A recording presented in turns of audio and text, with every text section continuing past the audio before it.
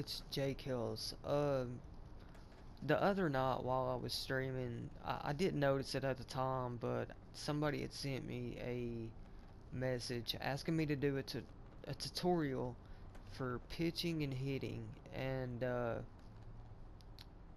guy, I talked to him a little bit last night, and he told me that he had asked other streamers, and he told me the names of the streamers. I'm not going to tell or say who they are, but he asked them for tips and they wouldn't even reply back to him. So I'm gonna actually take the time to reply to him and post this video, so maybe it can help him and others. Now I'm gonna start off with the pitching. I'm using David Price. Got the Cubs up, I think. Let's go ahead and restart this. Now he said he wanted to focus on analog pitching and zone hitting, which is, perfect because that's what I use. So let's just do it. Now, the first thing you need to realize when you're using this is the ball's not going to be exactly where you want it to be no matter what you do. Uh, sometimes it's going to be perfect right where you want it, but you're not always going to be that. So just honestly, man, go into pitching practice and use different pitchers, get the releases down for multiple ones. Like that was right down the middle. Uh, that way when you're playing online,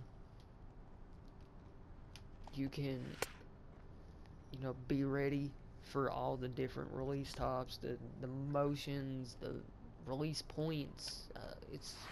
There's a lot of stuff that goes into pitching in this game. And if you can't use analog, don't use it. There's a lot of people that play this game that cannot use it, myself included. But if you do better with meter, use it. Like, I have a really hard time throwing two seamers inside to batters, whether it's a lefty or a righty. I actually think I do better when it's a righty just because the stick goes to the right. But, I have a hard time doing it. It doesn't matter what I do. Did y'all see that throw out? That's what's up.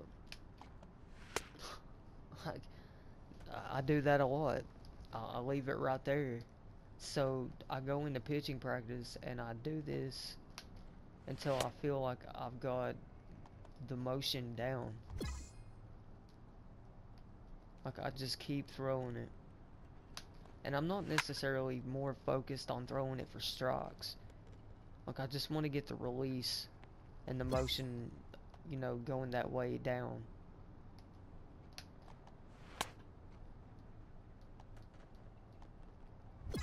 Now, there's different types of ways you can do it. You can pull the stick straight back, like what I've been doing this entire time. It's pulling it straight back and trying to go over to the side.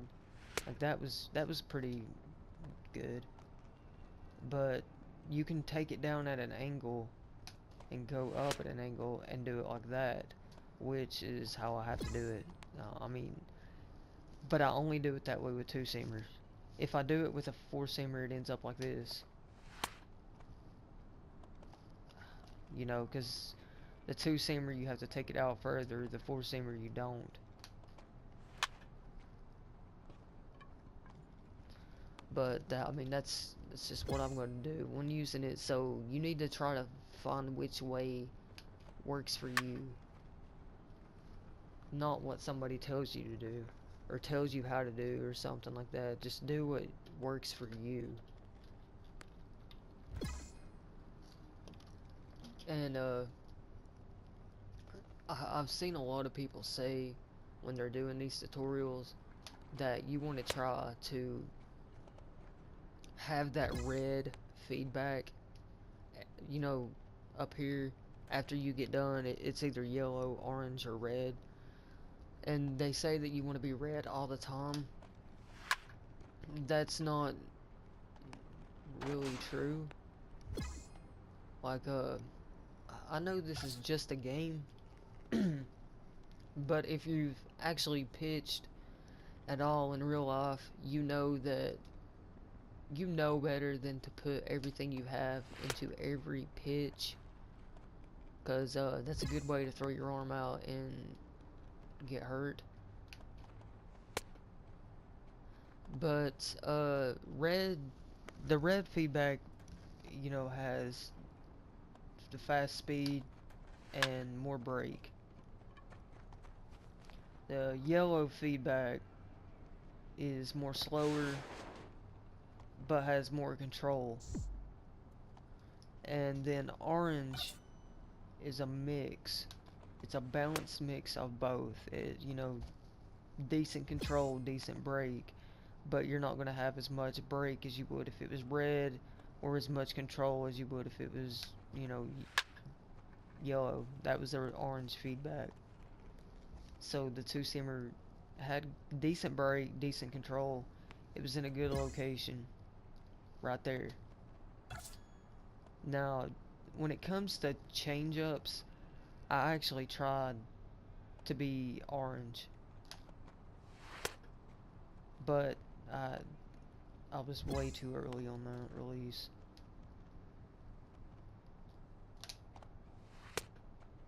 Just because I feel like I can control it more than if I was just putting it right there and trying to be red and leave it up in the zone, which tends to happen a lot because with red you lose control.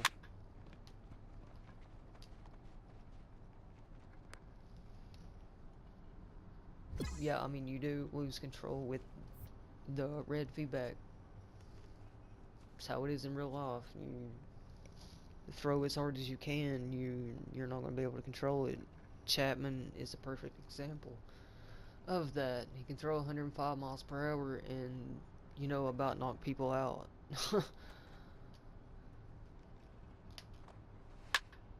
So go into pitching practice, mess with all the different releases, the motion of it, what you need to do to get you know an orange throw, yellow, red. Because in games, whenever it comes to trying to throw hitters off, there's times where it's called for. Like, there's times you want to put everything you have into a fastball, and then sometimes where you don't. So, I mean, 94, and that was, him putting everything he had into it. Let's see what the speed was on that one.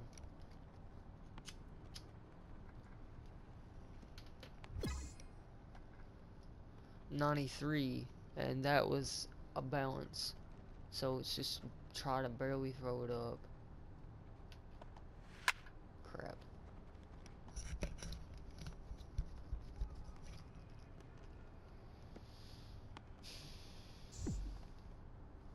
That was still orange. That was still orange. So as you can see, the 3 times I've done this, it's been orange. The speed's been 93. I'm still going to try to get a damn yellow. I'm not sure if that was yellow or orange. I barely looked at it. It's still 93.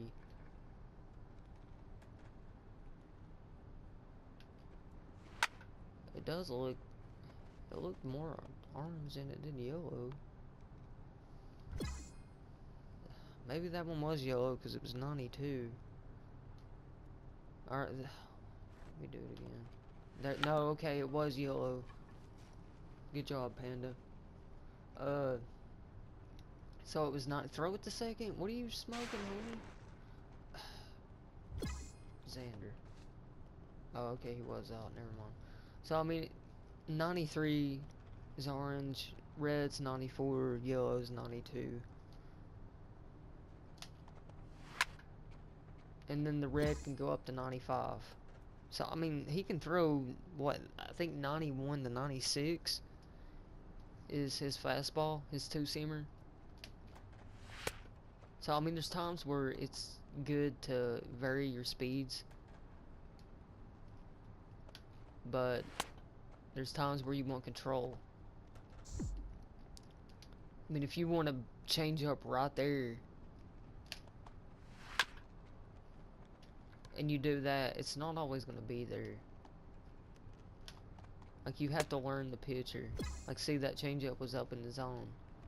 It was thrown hard. He lost control over it.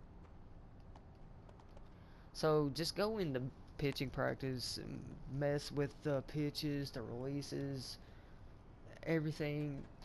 Because in this game, it's all about trying to fool the other person.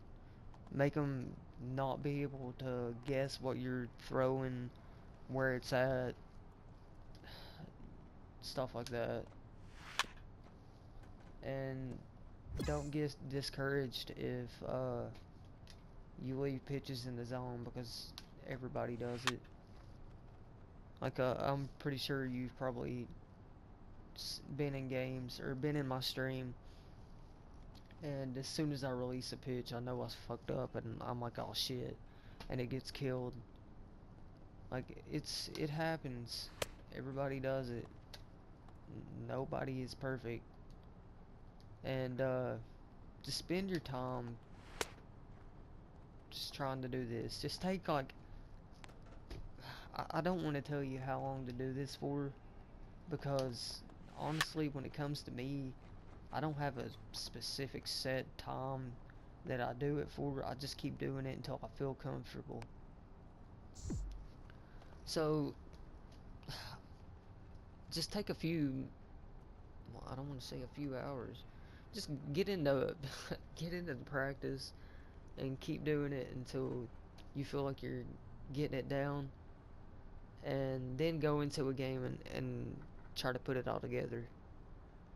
But don't get upset if you know, make some mistakes, because that's pretty much the game. It's just trying to capitalize on mistakes. But alright, let's get into the hitting part. Alright, we're here in batting practice. I've chosen to use Kyle Seager and to go against Zach Greinke because he's got, you know, the 5 base pitches, and might as well. Now with zone hitting, you're going to be wanting to read if it's a fastball or a breaking ball, if it's a ball or a strike, and try to time it. And get the PCI on the ball and get a good swing on it. Now, you're not always going to have good timing. Like, the feedback system's broke. So, there's going to be times where you do have good timing, and it's going to say you're just late, and you're going to be like, okay, well, I've got to be just a little bit early next time. But that's not the case. So, don't buy into that too much. Just, go into this and keep doing it until you can get down whether you know if you had good timing or if you was off, or, you know, early, whatever. But yeah, I mean, there's a lot of times where you're gonna be early on something and the feedback's gonna say you're late, and you can go into the replay and actually view it yourself and see, and then sometimes you're gonna be good and it's gonna say early or late. So just don't pay attention to that too much. I mean, I'm not saying totally disregard it, but if you feel like you're good, if you had a good swing on it, and it says you're early, you probably was good. But this takes time to learn how to use. It's not something that people just start doing and they're like, oh my god, like, this is so good. I can hit home runs out at any point in time with this, or something like that. Like, you have to have hand-eye coordination plus time it. And, it's not really that easy. It takes time. Like, I did use directional last year when I first started, and I hated it. Like, I couldn't hit with it. So that's the reason I switched to zone. And, I mean, as soon as I switched, I could already tell I had more control over my hits. And then I started going into practice, and I would sit in practice for hours a day. Like, I wouldn't even play games back then. This was back before I started streaming, like back when I first started playing. And I would spend the entire time playing this game, like hours in batting practice, just trying to get the timing and the movement down. Like that. I still do that stuff. Everybody does. Yeah, it's gonna happen. So don't get discouraged over it. And I mean, there's gonna be times where you're right on it, and all it is some weak fly or something like that. That's the game. Like, it happens a lot. So just go in. God bless America. Good diving play, you can douche. But go into batting practice and just do this maybe 30 minutes a day. I mean, just like I said earlier, I don't want to tell you how long to do it for because it's different for everybody. Like, there's times that I can get online, do this for 5 minutes, and be fine. And then there's times that I get on and I have to do it for an hour. Like, it varies. And, you know, for me personally, I mean, there's other factors that go in to see, like, me seeing the ball and stuff. Like, I have to have, uh, well, I don't want to get too personal here, but, like, everything has to be fine with me before I can actually, like, see the ball that well. But, yeah, just go into batting practice and do this at least every day. I mean, I do it all the time. There's times where I go to stream and I'll get on, start streaming, and then, you know, just go ahead and decide to do batting practice in the stream because I feel like, you know, it won't take that long. And then I get in there and I'm like, oh my god, today's one of those days where I just can't do it. So I'm in batting practice for hours, and nobody wants to watch that. Trust me. Like, people are like, are you ever going to play a game? And I'm like, dude, sometime. Be quiet. But yeah, I mean, it varies. Like, I'm pretty sure there's been a lot of times that I've been right on something and it's been like a line drive out, and I'm like, oh my god, what do I have to do to get a hit? You can't buy hits in this game. Well, yeah, you can. You can buy Mike Trout. I'm just playing. Just playing. But, I mean, yeah, this takes time, man. It does take time. You have to... You have to do this in order to be any good at the game. I mean, still, the top players in this game, they do this all the time. Just to keep up what they can do, because there's times if you do it... I mean, if you do it to where you are okay, and then you play the game for so long, like, eventually everything just starts to get crazy, and like you start missing on everything, stuff that you normally wouldn't be off on. And that's when you just have to take a break, slow it down, and then go back into practice and start again, just like real life, real baseball players. They don't always have their A game, and if they get into a slump, they hit the cages and stay there until they feel like they can see the ball, put the bat on the ball, and get some hits. And it doesn't always work out, you know, in games. They can still do that and have off days.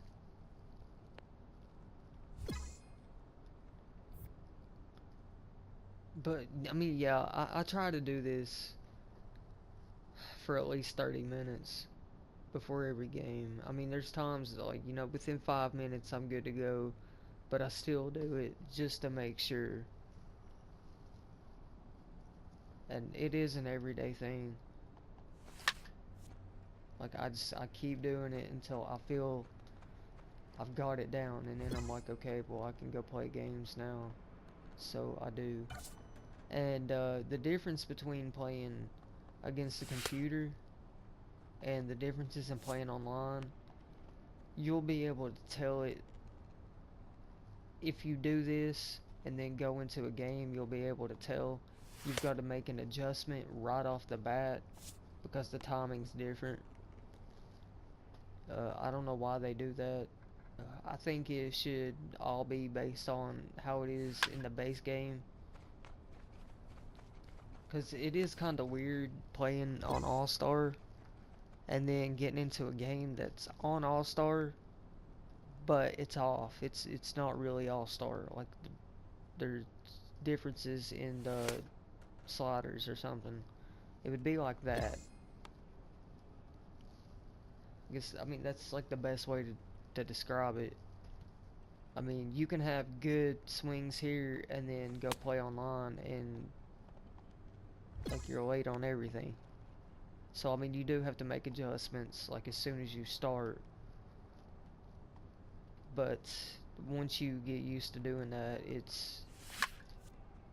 you can do it like really quick.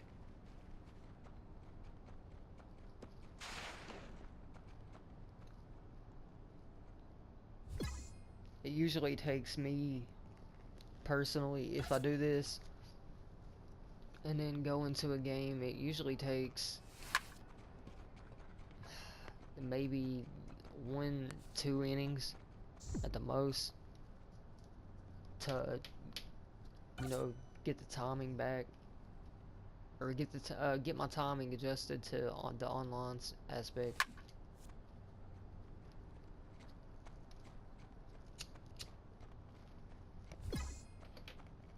But the main thing you want to do is to try to put that dot on the ball.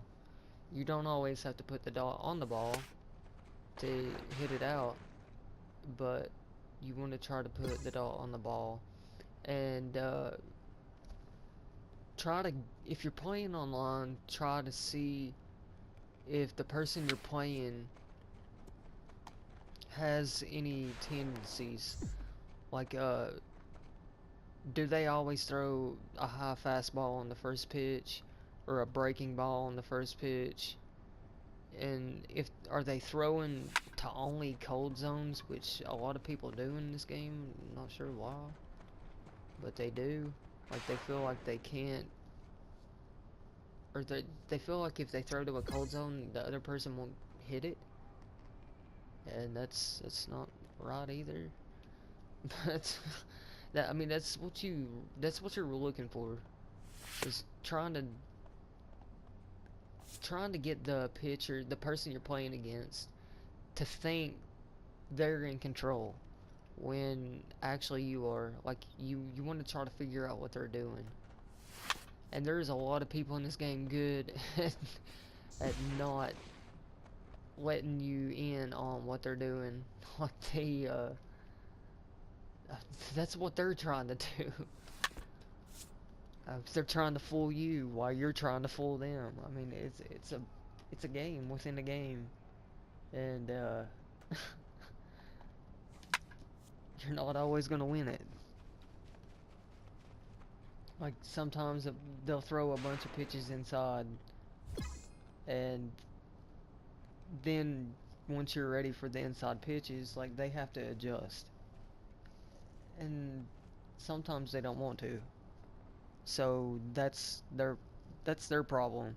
Like, you keep hitting the ball. If you're on it, hit it. Like, don't worry about their feelings.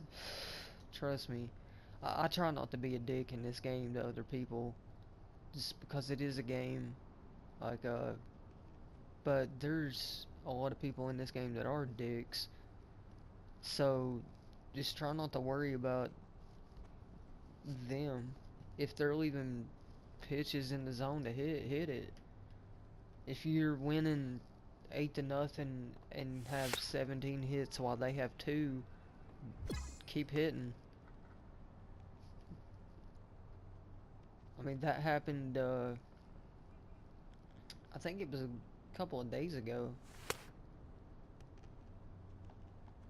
Yeah, I had no, it was a 9-run lead. I had 17 hits, and that dude had 3 the entire game. And I mean, like, I did start feeling bad for the guy, so I did honestly like start slowing down. I didn't mercy him or anything. Like, I started slowing down, but I wouldn't suggest that. Not in this game. Not with as many people in the game that are just complete assholes. Take advantage of it.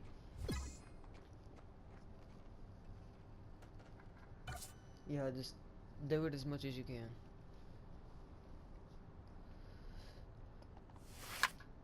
But like I said, this is not easy. There's times where you're not going to be able to hit, times where you can, times where you are hitting and you're not getting anything out of it.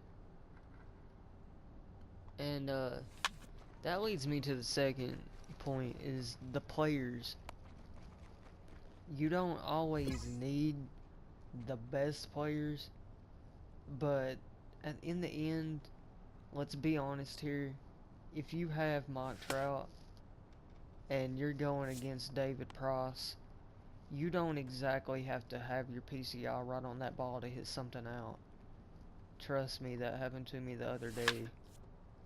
Like, the dude, he told me, he messaged me after the game, because my team was nothing compared to his. And he messaged me after the game and told me he thought that game was going to be a lot easier than what it was. And I told him, you know, I thought it was going to be a lot harder. But yeah, he did tell me that the hit that he took the lead on, he wasn't even on it. So if that happens, try not to get upset. I did get kind of mad, though. I really did. I was like, well, what the fuck? But, you know, it happens. Not everybody can afford to buy $200 worth of stubs to get Mike Trout. There's a lot of people in this game that can, but just try to find players that work for you. I mean, my online team is consisted of, what, Conquest players and a few decent gold players that you can buy in the market for like 10,000 stubs maybe. Yeah, I mean, I mean, there's not much to say about it. There's gonna be times where my team's like, oh, look at that. What the fuck? Like that hit right there. Okay, that's cool. But yeah, he doesn't have much confidence. I've been like doing this for a minute, so his confidence is gone. He doesn't have any confidence. He's like, dude, this dude's just freaking owning me.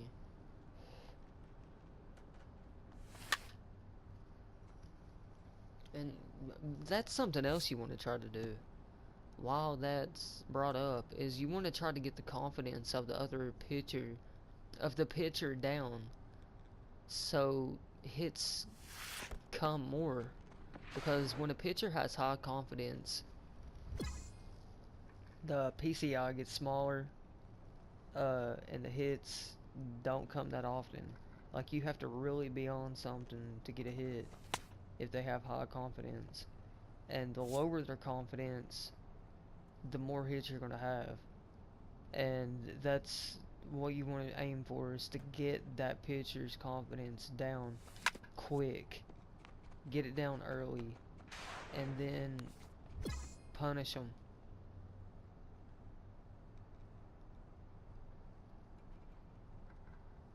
I know I've probably left some stuff out of this. This is the first time that I've ever been asked to do this.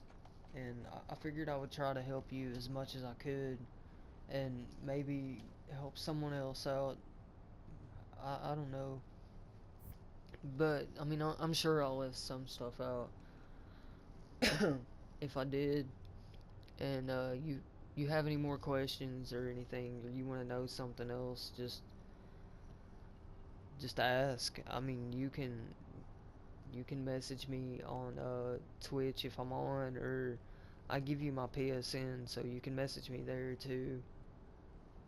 And I mean, I hope it helped. It might not have, cause like I said, this was the first time that I done anything like this. I did leave something out. This good at bat practice, that's what I use in order to get the PCI placed on the ball.